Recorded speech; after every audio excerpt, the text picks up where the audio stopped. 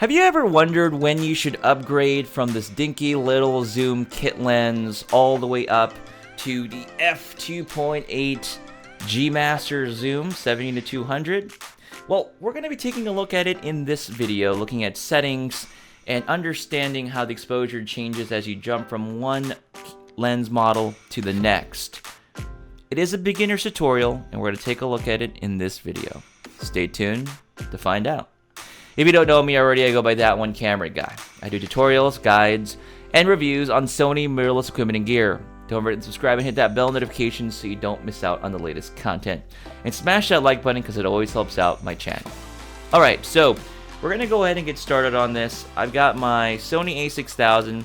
I've got it connected to my computer, which is running OBS. So it's recording pretty much what the screen is seeing, and you can also see the exposure settings as well, which is great. That's going to help us out here. Now, I typically shoot sports, and I want to frame the upgrade process based on shooting sports, and then we also will talk about maybe shooting weddings or events or something of that sort. So let's go ahead and start there. First of all, when I shoot sports, I usually want to keep my camera at about a shutter speed of 500 and a shutter speed of 1000. If I can get it higher, I will get the shutter speed higher without compromising the image quality depending on my given scenario. So if you're not sure what I mean by variable aperture zoom or my manual exposure control settings, make sure you check the video out over here, which goes over that. I covered an entire series on how to change your settings on a variable aperture zoom lens like your 16 to 50 kit lens. So let me go ahead and change my shutter speed, so you can see there, to 1/500th of a second. That's kind of where I'd start off with shooting sports. My aperture value. This lens is it's a variable aperture, so the max is going to be at 6.3, while the aperture kind of caps out at 6.3 when you're zoomed all the way in. For the sake of this video, to keep it simple, I'm going to stick to 5.6 for where I'm at right now. So 5.6 is where I'm at. And then my ISO is at 1600. If I'm shooting sports, I'm probably going to be around 6400 or higher. I'll probably end up being at 12,800 with my particular aperture value when shooting sports. Your settings might be different. Sometimes the fields are brighter, so if you're shooting Friday night football games or maybe evening soccer games, whatever the sport might be, sometimes the lighting is dependent on the actual field lights.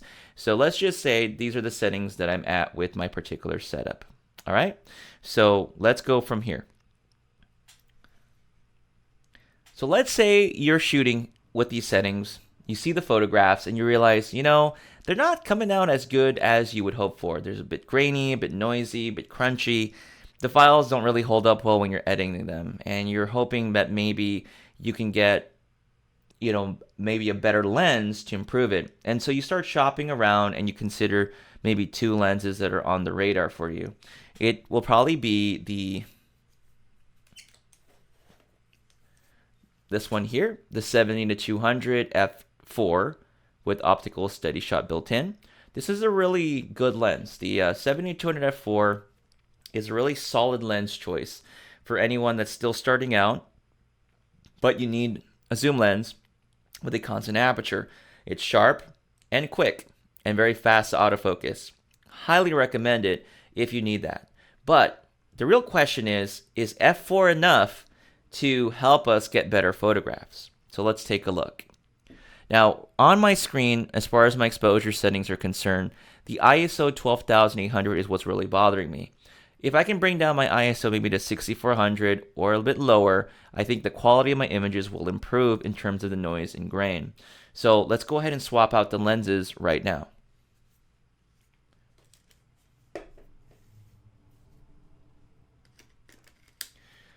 All right. Now the lens, let me jump it back here. So this is it with it attached on here. And by the way, this tutorial could apply for full frame or other APS-C bodies. It just doesn't have to be the Sony a6000. So at f5.6, now we go ahead and drop it down to f4. Now, I want you to pay attention to the amount of clicks.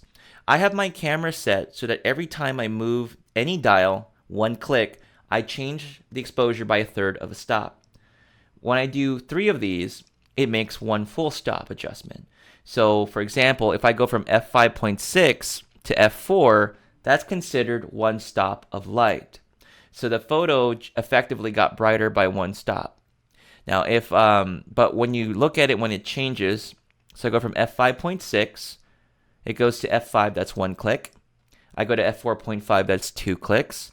And then I go to f4, that's 3 clicks. So I've effectively changed my exposure in third stop increments of 3 clicks. So that means I can either increase my shutter speed by 3 clicks, 1, 2, and 3. Now it's at 1/1000th of a second. By the way, this might be more ideal for freezing action. Or I can drop my ISO by 3 clicks, 1, 2, and 3, effectively bringing it down to 6400 ISO. So if my goal was, in this case, to say, well, I want to be able to shoot at least at ISO 6400 for my sporting photos in order for me to be happy, then this lens effectively did that. So the 7200 f4 was exactly the lens that you needed to pick up. But let's say you start shooting with it and you start noticing a problem. You notice that when you take photos that there's a hint of motion blur in some of your images, meaning, it's not completely sharp. You see some motion in there, and that's not what you want in your photos. And you say, well, maybe if I can bring up my shutter speed to like 640, then it might be enough to freeze the action. And so now you're kind of in a tough situation. You're like, okay, well, now I need to start maybe investing in a different lens. So at this point, if this is where you're at, this is the limit of your lens and your camera system, then you need to start shopping around for a faster lens in terms of aperture performance, right? So this comes into mind. It's going to be the 70-200 f2.8 G Master, which is right here. This isn't the lens that I would recommend for anybody to jump to right away, but we're just talking about specifications right now. This lens has a constant aperture of f2.8. From f4 down to f2.8, that's one stop of light. We are going to gain one stop of light on our camera. That's 3 clicks on our exposure settings down, meaning we can increase our shutter speed by 3 clicks, like you can see there, or we can decrease our ISO by 3 clicks, like you can see here. So it's going to make a big impact. So let's go ahead and switch out the lens now. So I'm going to go ahead and drop my aperture from f4 to f2.8. That's 3 clicks. 1, 2, 3. So now we've effectively increased the brightness by 1 exposure, or 1 stop of exposure. So let's now increase our shutter speed. So I increased my shutter speed by 1 click to 6/40th of a second. You find out that's just enough. I mean, you could easily increase it to 1/800th if you needed to, if that will help you. But let's just say, for the example, that 1/640th of a second is just enough to freeze the action to get good, sharp images. Now, that's 1 click. I still have 2 clicks left. So I'm going to go ahead and drop my ISO. 1, 2. So I dropped it by 2, and I increased my shutter speed by 1. That's a total of 3 clicks to adjust my exposure. And now I have a shutter speed of 6/40th, f2.8, and an ISO 4000. So now I've effectively froze my action. I have better control over my depth of field at f2.8. So you're going to get a little bit more shallow depth of field in some of your shots, especially for sports. That tends to help out. And your ISO is effectively lower. We started off at 12,800, and we've dropped, let's see here. We started at 12,800, and we've been able to drop our shutter speed by 1, 2, 3, 4, 5. 5 clicks on our exposure. So that is a total of 1 2/3 stop of light we've adjusted for our ISO. So our photos will come out cleaner and less grainier by using an f2.8 lens like this one here, which is the 70-200 G Master. All right. I haven't talked about pricing because, well, obviously, these lenses get very expensive. But there are some other zoom lens choices out there. So there is this one here. It's the 70-300 f4.5 to 5.6 OSS lens. It's variable aperture zoom. There's also this one here, which is a really favorite of mine. It is the 100-400 f4.5 to 5.6 OSS lens. Really great. I really like it for daytime stuff. So the 70-300 and the 100-400 are ideal for daytime sports. I have used this, for example, for low light football, like Friday night football games. And I'll use it when I know the field is really well lit. Some schools' fields are much brighter than others. And I can get away with using this particular lens, the 100 to 400. Again, it just depends on your camera's capabilities. So if I shoot with the full frame camera, for example, I might be able to shoot at 12,800 ISO and not get major impact on noise and grain. So you really have to determine that based on your camera system. So those are the settings. Now let's go ahead and talk about if you were shooting for a wedding, for example. Now when you're shooting a wedding, in that kind of situation, I would highly recommend that you focus on using prime lenses instead of particular zoom lenses like this. If you don't have the budget in order to purchase those more expensive lenses. But let's go ahead and take a look at settings wise. I would probably keep my shutter speed around 2/50th of a second, maybe between 200 and 2/50th of a second, just so that I don't get any motion blur in some of my shots, because maybe you have the bride and groom walking, but for the most part, most people are fairly still and not moving. You might even be able to get away with a slower shutter speed if you're very quick to adjust that in a given situation. My aperture, I'm just going to keep it at 5.6. Let's just imagine that that's where our lens is at. And then finally, our ISO is probably going to be pushing somewhere at 6400 ISO, and in some churches that are much darker, you're probably going to be pushing 12,800 for your ISO. And that's pretty much in really bad territory, and that's the reason why I would urge you to look at prime lenses like a 35 or an 85 millimeter prime lens. And I'll have links to options and choices down in the description below if you're interested in that.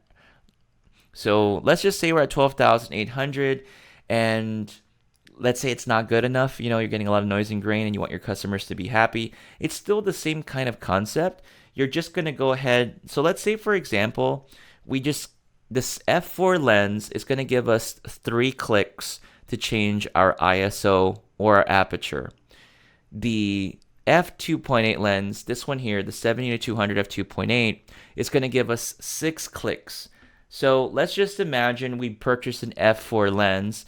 And, well, since I have it with me, let's just go ahead and make the adjustment now.